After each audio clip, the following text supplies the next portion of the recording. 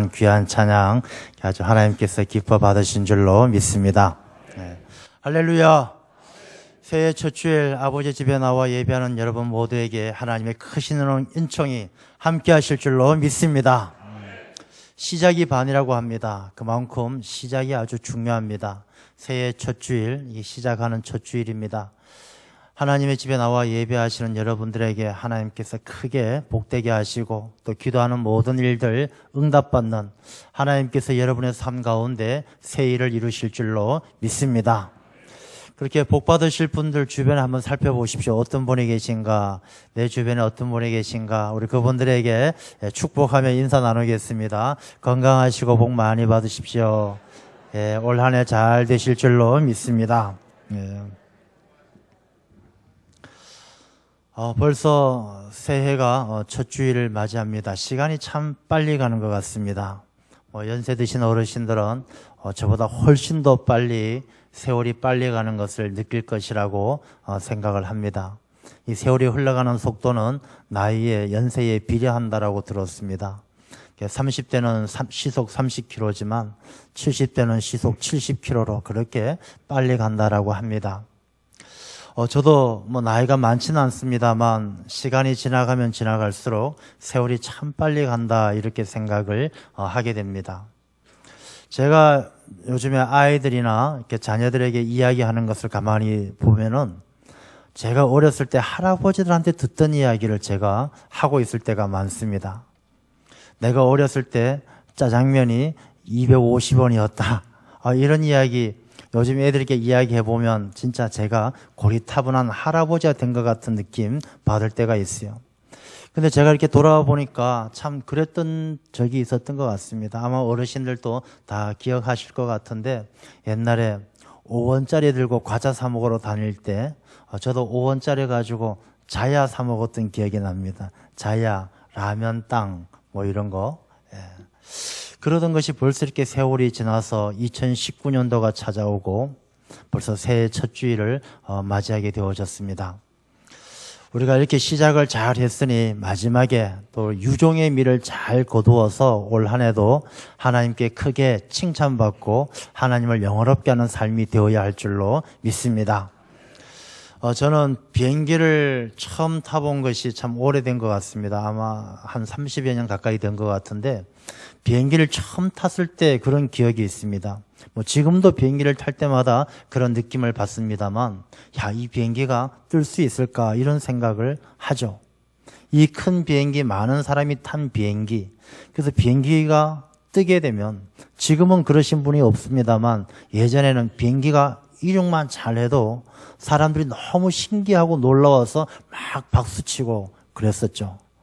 그리고 그 비행기가 한번 쫙 목적지에 도착해서 이렇게 착륙할 때 비행기가 이렇게 삥 선회를 하면서 비행기가 기울어지면 막 비행기가 여기저기에서 비명 소리가 들렸습니다.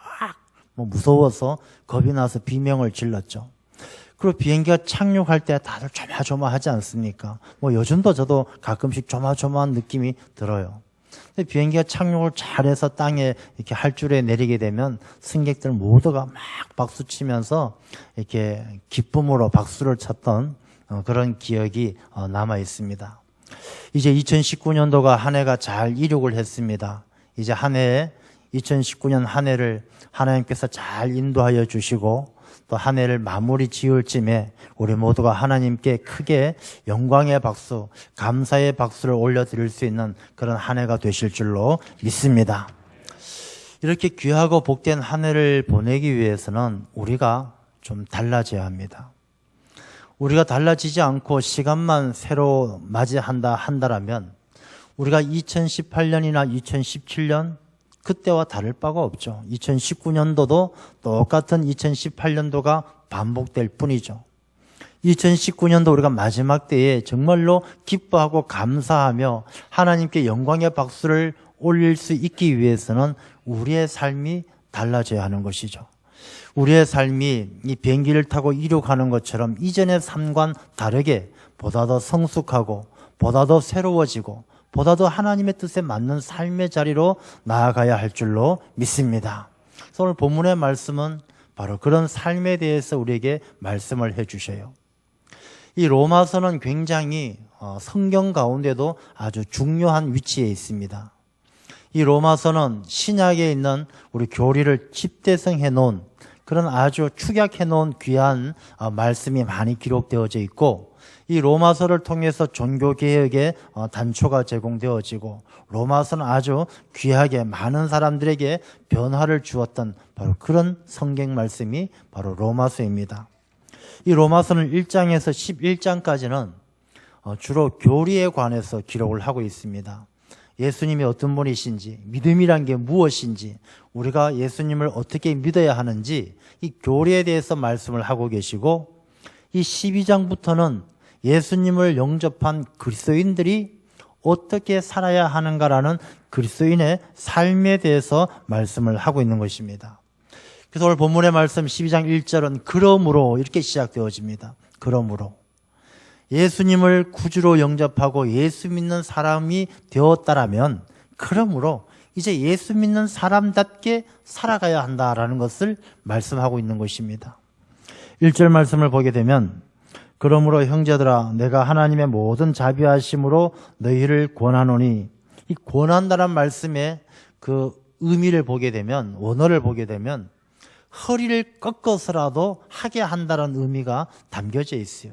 그러니까 이 말씀은 한번 툭 던져보고 너 잘하면 좋고 잘못하면 그만이다, 이런 말씀이 아니고, 이 사도 바울을 통해서 이 로마서가 기록되어지고 우리에게 전해지는 그 간절한 의미가 담겨져 있는 것이죠. 예수님을 영접한 사람은 정말로 억지로라도 간곡하게 원하니 이런 삶을 살아야 된다라고 권하고 있는 것입니다. 무엇을 권하느냐? 너희 몸을 하나님이 기뻐하시는 거룩한 산 제사로 드리라. 여러분, 하나님은 우리 영혼만 구원하시는 것이 아니에요. 하나님께서 우리 믿음으로 말미암아 우리를 의롭다함을 칭함을 얻게 하고 우리를 구원하시죠.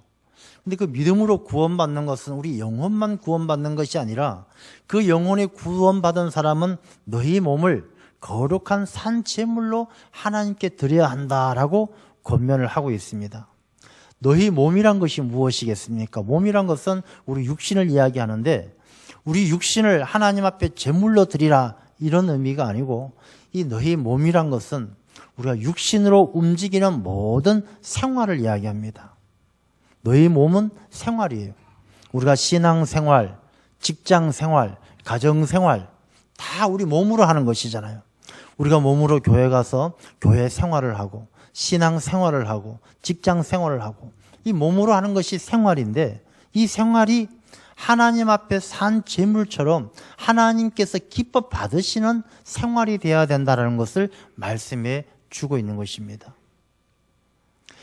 우리가 하나님 앞에 너희 몸을 거룩한 산 제물로 드리라 할 때, 우리 생활이 하나님의 마음에 흡족하고 하나님의 뜻에 맞을 때에 우리의 삶에 하나님께서 놀라운 은총을 주시겠다, 이런 말씀이죠. 누가복음에 보게 되면 이 열매 맺지 못하는 무화과 나무 비유가 나와요. 어떤 사람이 이 포도밭에 무화과 나무를 하나 옮겨 심었습니다. 이 무화과 나무는 우리나라에서는 좀 특별하게 생각하시는 분들이 많은데, 이스라엘 땅에서 무화과 나무는 흔하디 흔한 나무예요. 길거리에 아무 데서나 자라는 나무, 저 숲이든 길가든 아무 데서나 자라는 나무가 바로 무화과 나무예요. 이 포도원 가운데 무화과 나무를 심었다라는 것은 정말로 아무런 가치가 없는 흔하디 흔한 나무 하나를, 무화과 나무를 포도원에 옮겨 심었다는 것인데, 그 이유가 무엇이냐? 무화과 나무를 통해서 주인은 열매를 얻기 위해서죠. 그 주인이 심어놓고 한 3년 동안 계속 열매가 익었나 안 익었나 와보니까 열매가 없어요. 그래서 주인이 이 나무는 열매가 없으니까 뽑아버려라 할 때에 그 포도원 지기가 이야기하죠. 금년에만 그대로 두소서. 올 한 해만 그대로 두면 내가 두루 파고 거름을 주어서 열매를 꼭 맺게 하겠습니다. 그렇지 못하게 되어지면 그때 뽑아버리십시오. 이렇게 이야기합니다. 주인은 무화과 나무에서 열매를 찾으시는 것이죠. 이 말씀은 우리에게도 해당되는 말씀이에요. 우리 한 사람 한 사람은 다 무화과 나무처럼 이 세상에서 사실 별로 대단한 존재가 아니에요. 죄인이고 연약하고 아무것도 아니지만 여러분들이 이 자리에 나와서 하나님께 예배 드릴 수 있는 이 자리에 나와 있다는 것은 하나님께서 여러분들을 택하셔서 포도원 밭에 심으신 거예요. 무화과 나무처럼 아무것도 아닌 나지만 하나님의 은혜로 포도원 밭에 나와서 심겨졌는데, 이 심겨지고 가만히 앉아만 있으면 되느냐? 하나님께서 보시기에 하나님의 백성으로 열매 맺지 못한다라면 또 뽑아버리시는 거예요. 우리가 교회 나온다고 해서 다 열매가 있는 것이 아니라 주인이 찾으시는 열매를 맺지 못하면 그 포도원 밭에서 뽑혀버릴 수가 있는데, 다행스럽게도 하나님께서는 이 포도원 지기가 되시는 예수 그리스도의 은혜를 통해서 올 한 해도 우리에게 그대로, 금년에는 그대로 두소서, 두릅하고 거름을 줄이니 올 한 해도 지켜보고 그래도 열매가 없으면 뽑아버리십시오, 이렇게 말하는 은혜를 입었다는 것이죠. 그래서 우리가 하나님 앞에 우리의 삶을 통해서 너희 몸을 거룩한 산 제물로 드리라 하는 것처럼 우리의 삶을 통해서 하나님이 기뻐하시는 열매를 넣어놓지 않는다라면 우리가 하나님 앞에 인정받지 못하게 된다는 것입니다. 그래서 너희 몸을 거룩한 산 제물로 드리라, 이 말씀은 너희 삶에 하나님이 기뻐 받으시는 열매를 넣어놓아야 된다라는 말씀의 의미를 담고 있는 것이죠. 그렇다면 우리가 생활에 대해서 보게 되면 우리 몸으로 살아가는 생활, 처음 대표적인 생활이 가정생활이죠. 가정. 저는 우리가 살아가는 삶 가운데 가정이 가장 중요하다고 생각해요. 가정이 흔들리면 되는 일이 없어요. 가화만사성이라고, 가정이 잘 돼야 모든 일이 잘 되는 거예요. 우리 여기 다 남편 되시는 분, 아내 되시는 분, 부모 되시는 분, 자녀 되시는 분 다 있어요. 우리가 부부간에 문제가 생기고 부모와 자식 간에 문제가 생기면 어디를 가도 일이 안 되는 거예요. 마음이 불편하고 힘들고. 가정이 잘 돼야 되죠. 근데 오늘날에 살아가는 많은 가정들을 보게 되면 다 힘들어요. 정말 가정생활이 힘들어요. 이 가정에 자녀의 문제, 질병의 문제, 없는 문제가 없이 힘들어요. 그리고 이 가정 자체가 옛날하고 개념이 많이 달라졌죠. 옛날에는 가족이라는 개념으로 하나가 되고 함께 식사를 하고, 식구라고 그러잖아요. 식구, 가족을. 같이 밥 먹는 입이죠. 같이 밥을 먹고. 근데 요즘은 가족들이 있어도 함께 밥 먹기가 힘들 만큼 많이 어렵고, 이 가정의 개념이 많이 흐트러졌어요. 그래서 이 가정생활이 우리에게 기쁨이 되고 힘이 돼야 되는데, 가정이 오히려 힘들게 되고 어려움을 주고 고통스럽게 하고, 이런 일들이 많이 있는 것을 보게 됩니다. 왜 그럴까요? 우리 몸을 하나님 앞에 거룩한 산제물로 드리지 못하고 있기 때문이죠. 언제부터인가 가정에서 예배가 사라지고 기도가 사라지고 찬송이 사라졌어요. 우리 기독교인들이 하나님의 큰 복을 받았던 이유 중에 하나가, 우리나라 70년대, 80년대 우리 교회가 막 부흥할 때 보면 그때 정말 가정이, 교회 다니는 가정은 뭐가 달라도 다르다는 소리를 들었어요. 교회 다니는 가정, 신앙생활 하는 가정은 그 교회가 가정 예배 드리기에 힘썼고, 저녁마다 가족들이 모여 기도하면서 식사할 때 밥 먹기 전에 모여 기도하고, 힘들고 어려우면 손잡고 기도하고, 그 가정이 하나님께 드려지는 산 제물과 같았을 때는 그 가정이 굉장히 행복했어요. 근데 언제부터인가 우리 가정에 예배가 사라지고 기도가 사라지고 찬송이 사라지면서 가정마다 많은 어려움들을 당하게 되는 것을 보게 되는 것입니다. 여러분, 2019년대 무엇보다 우리의 가정이 하나님께 산제물로 드려지는 가정의 예배가 회복되어지고 기도가 회복되어지는 은혜가 있기를 축원합니다. 가정의 예배가 회복되어지고 기도가 회복되어지면요, 그 가정에 문제가 해결되어지고 자녀가 잘 되고 하나님께서 풍성함으로 채워주실 줄 믿습니다. 그 다음에 우리가 직장이나 사회생활에서도 우리의 생활이 좀 달라져야 돼요. 하나님 앞에 드려지는 산제물과 같이 예배하는 삶을 살아야 된다는 것입니다. 베드로가 갈릴리 바닷가에서 고기를 잡습니다. 밤새도록 고기를 잡았는데 한 마리도 못 잡았어요. 예수님이 오셔서 깊은 곳에 그물을 던져라, 던졌어요. 그물에 고기가 찢어질 정도로 많은 고기를 잡았어요. 동물을 불러서 그물을 끌어올렸습니다. 그리고 이 베드로가 이쯤 되면 예수님에게 뭐라고 말씀해야 되겠습니까? 야, 예수님 대단하십니다. 예수님 때문에 고기 엄청 많이 잡았습니다. 대박입니다. 이렇게 이야기해야 되지 않겠습니까? 근데 베드로가 예수님에게 뭐라고 이야기하느냐 하면 주여 나를 떠나소서 내가 죄인입니다. 이렇게 고백을 하는 것입니다. 베드로는 갈릴리 바닷가가 자기의 육신의 배를 채워주는 고기 잡는 곳일 뿐만 아니라 예수님을 하나님의 아들로 고백하고 자기가 죄인됨을 고백하는 예배의 자리이기도 했다는 것입니다. 그럴 때 예수님께서 베드로에게 뭐라고 말씀하시느냐? 너가 이제는 사람을 취하리라.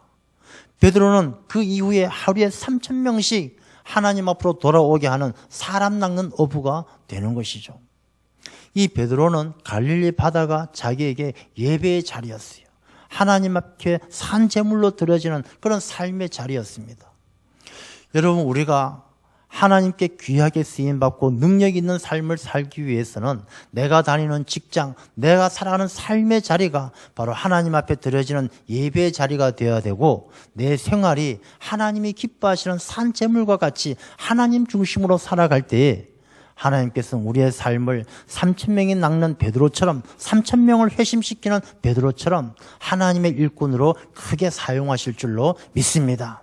우리 올 한 해도 한번 여러분의 삶을 돌아보시면서 내 직장 생활, 내 사회 생활, 친구들 만나는 삶의 자리가 우리가 예수님을 안 믿는 것처럼 믿지 않는 사람처럼 할 것이 아니라 내 삶을 거룩한 산제물처럼 하나님께 드림으로 하나님께 귀하게 쓰임받을 수 있는 그런 복된 삶이 되시기를 주님의 이름으로 축원합니다.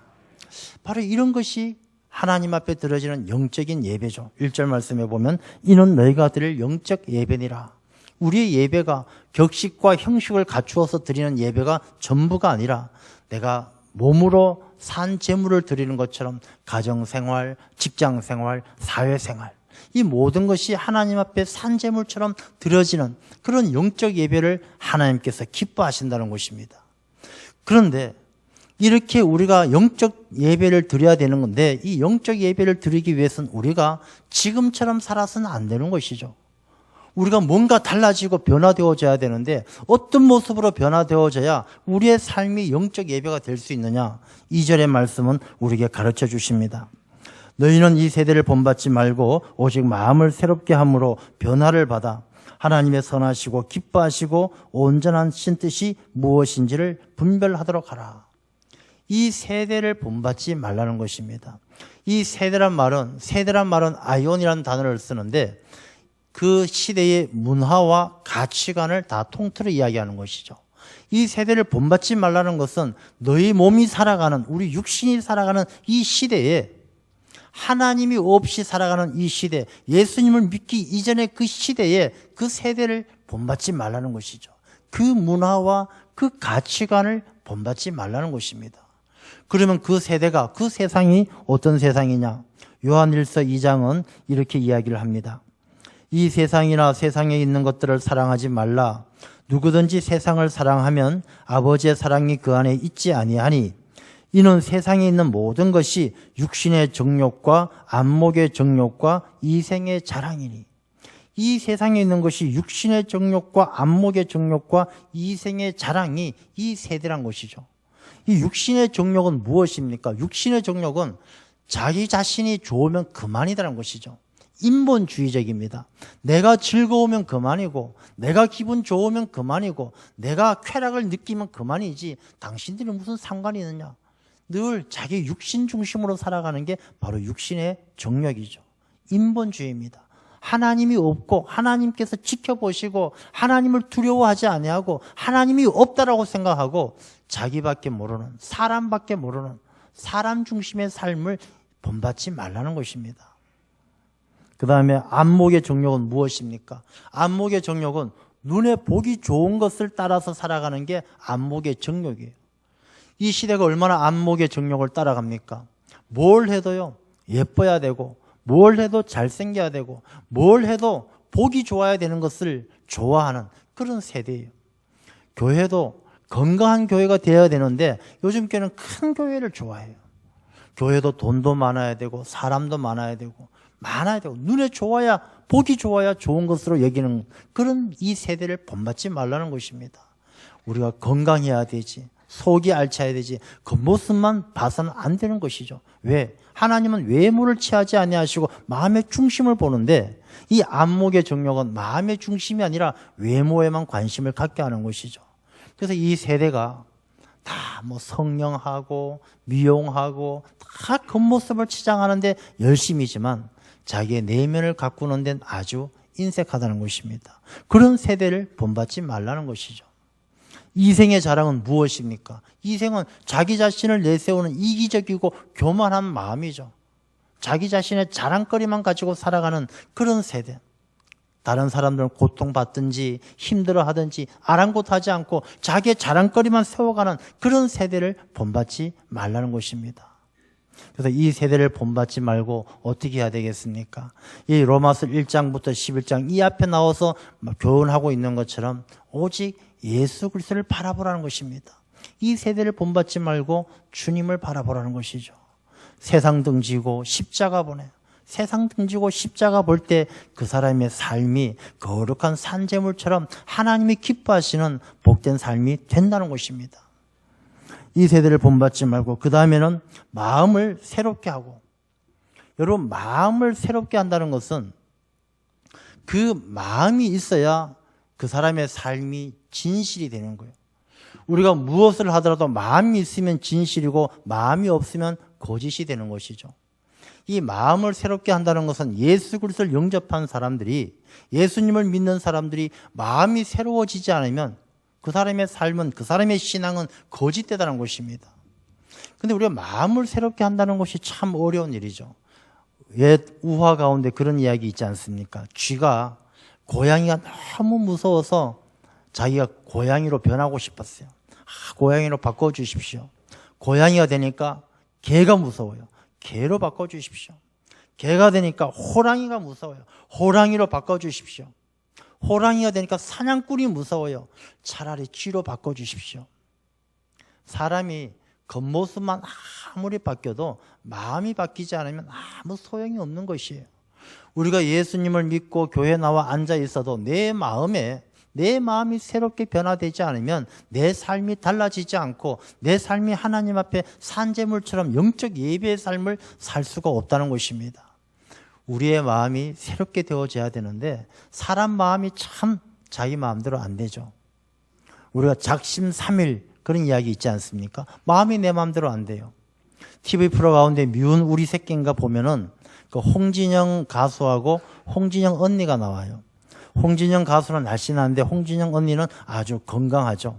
잘 먹습니다. 뭐 먹는 거 보면 보고 있으면 나도 먹고 싶어질 만큼 잘 먹어요. 그럼 동생 홍진영이가 언니 보고 매일 핀잔 줘요. 언니 좀 그만 먹어. 알았어, 이것만 먹고 내가 내일부터 다이어트 할게. 내가 그 얘기 10년 전부터 들어서 그만 먹어. 자꾸 핀잔 줘요. 사람이 다이어트 하겠다, 안 먹겠다, 혼자 이 마음 먹어도 잘 안 되는 거예요. 마음을 결심하기가 쉽지 않은 거예요. 우리가 새 마음을 먹기 위해서는, 달라지기 위해서는 어떻게 해야 되느냐?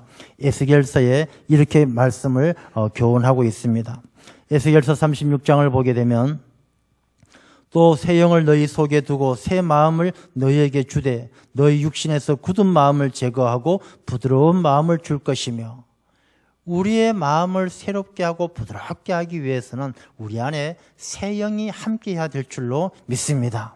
새 영은 무엇입니까? 성령이죠. 하나님, 내 마음을 내가 주장하고 내가 바꾸고 내 뜻대로 살아가는 그 내 마음이 아니라 하나님, 내 마음을 하나님께 다 맡깁니다. 내 하고 싶은 것, 내가 원하는 것, 내가 미워하는 것 다 내려놓고 하나님께서 내 삶을, 내 마음을 다스려 주옵소서 하고 성령 충만함을 구할 때, 성령께서 내 마음을 만져주실 때, 아, 하나님의 뜻이구나, 하나님께서 나를 인도하시구나, 성령께서 내 마음을 이끌어 주실 때 내 마음에 굳은 살이 다 벗겨지고 부드러워지는 것이죠.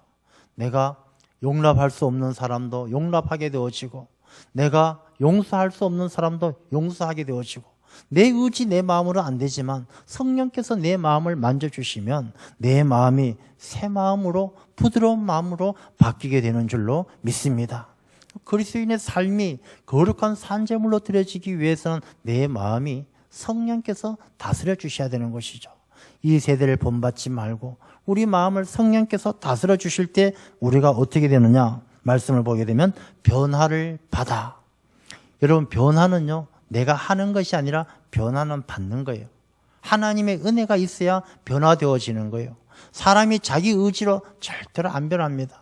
내가 변하려고 아무리 애를 써도 변하지 않아요. 변화는 하나님의 은혜로 받는 거예요. 내가 이 세대를 본받지 아니하고 내 마음에 성령께서 임하시면 내가 원하지 않더라도 놀라운 변화를 받게 되는 것이죠. 이 변화를 받는 사람, 변화를 받은 사람의 삶이 달라집니다. 하나님의 선하시고 기뻐하시고 온전하신 뜻이 무엇인지 분별하도록 하라.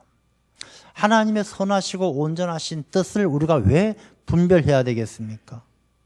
우리가 살아가면서 변화된 삶의 목적이 무엇이냐면 하나님의 온전하신 뜻에 내 삶의 방향을 딱 맞추기 위해서요.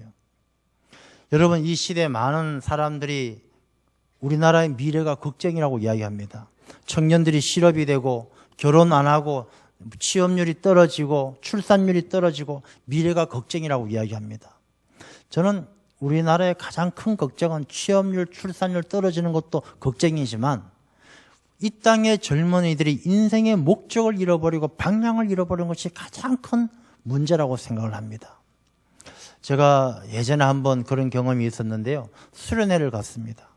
여고생 수련회를 갔는데 여고생하고 상담을 한 적이 있어요. 이 아이가 조금 삐딱해서 잘 참여 안 하고 하길래 따로 불러서 상담을 했는데 물어보았죠. 너 꿈이 뭐냐? 앞으로 어떻게 살 거냐? 이 아이가 그렇게 이야기합니다. 저는요, 한 25, 6쯤 돼서 결혼 좀 일찍 할 거예요. 돈 많은 남자랑 결혼해서 한 4, 5년 살다가 이혼하고 위자료 왕창 받아가지고 해외여행 다니고 뭐 하고 뭐 사고 뭐 놀고 충격인 거예요. 이 아이들이 꿈이 이 살아가는 삶의 목적과 방향을 잃어버린 거예요. 그냥 이 시대를 본받아 갖고 성경 말씀은 이 세대를 본받지 말라 했는데 이 세대를 본받아 갖고 육신의 정욕과 안목의 정욕과 이생의 자랑거리가 그 삶의 목적을 삼고 목적으로 삼고 살아가니 오히려 이 시대가 얼마나 걱정이 되고 미래가 얼마나 어려울까 그런 생각을 하게 되는 것입니다. 우리가 이 세대를 본받지 아니하고 우리가 하나님 앞에 우리의 삶이 거룩한 산 제물처럼 변화받는 목적이 무엇이냐? 우리의 인생의 목적과 방향을 하나님의 온전하신 뜻에 맞추기 위해서예요. 우리 인생의 목적은 하나님의 뜻에 맞추는 것이 우리 인생의 목적이에요. 성경 말씀도 우리 인생에게 하시는 말씀이 사람의 본분은 우리 사람들이 이 땅에서 살아가는 그 본분은 여호와를 경외하고 말씀을 지켜 행하는 것이 우리 인생의 본분이에요. 그래서 이 본문의 말씀에는 하나님의 그 온전하신 뜻에 맞추기 위해서 우리가 변화되어진 삶으로 하나님의 뜻에 맞추면서 살아가는 그 삶이 바로 하나님 앞에 드려지는 영적 예배와 같은 귀한 삶이 될 줄로 믿습니다. 어떤 선교사가 여행을 합니다. 배를 타고 항구를 향해서 가는데 폭풍이 몰아치고 굉장히 어렵습니다. 저 항구에 아스라이 불빛이 보이는데 그 앞에는 암초들이 많아가지고 그 배가 항구까지 들어가기 어려워요. 선교사가 선장에게 물어봅니다. 선장님, 이 배가 저 항구까지 갈 수 있겠습니까? 걱정 마십시오. 어떻게? 저기 불빛이 보이죠? 예, 보입니다. 저 세 개의 불빛이 보이는데 그걸 일직선으로 딱 맞춰놓고 가게 되면 암초도 없고 딱 우리 배가 항구까지 갈 수 있는 길이 바로 거기에 있습니다. 이 불빛 세 개가 일직선으로 되는 그 길을 따라가면 됩니다. 이렇게 이야기를 했다는 것입니다.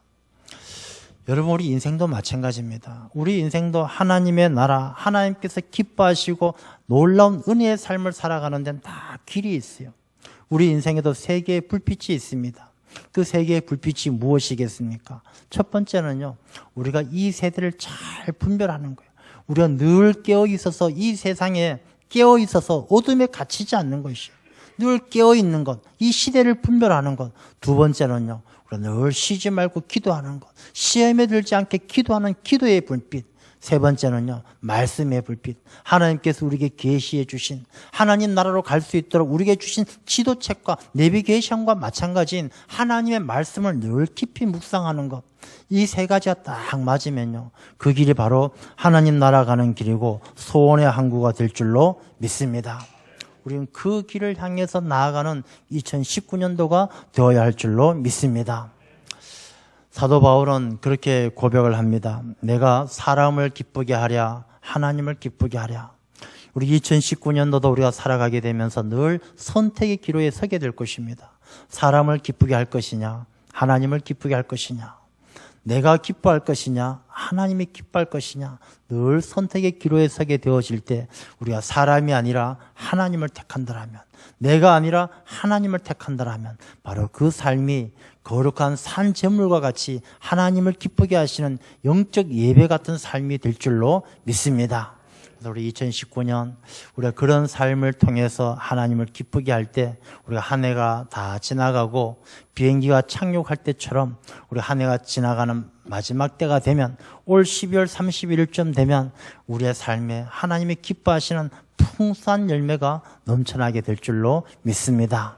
그런 귀하고 복된 삶이 되시기를 주님의 이름으로 축원합니다. 하나님